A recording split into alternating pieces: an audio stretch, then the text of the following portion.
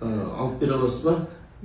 Ол нәрсе Алып бере алам. енді ол алып бере алмайса, екеуіңізде ол үшін қиямет күні тартыласыз сұраққа. Сол үшін алып бере алатын нәрсесі болу керек.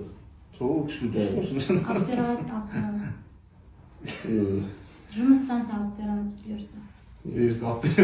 Алып бересіз ба? Иншалла. Онда қарыз мойныңызға жүктеп алдыңыз ба? Немесе жеңілдетесіз ба? 500 мың түсіз. Жоқ, енді шынымен де оңай нәрсе ме? Оңай емес, сен 12. Енді 1 грамм алтынның өзі қазір 45 миллион ба? Нормально. Табат аға. 45 миллион ба не? Онда алып берем ғой. Мен 1000 граммды өзім миллиардына есептеп жатырмын ғой. Иншалла. Болды онда. Көңілі көрсіздер ғой иншалла аталған мақырге.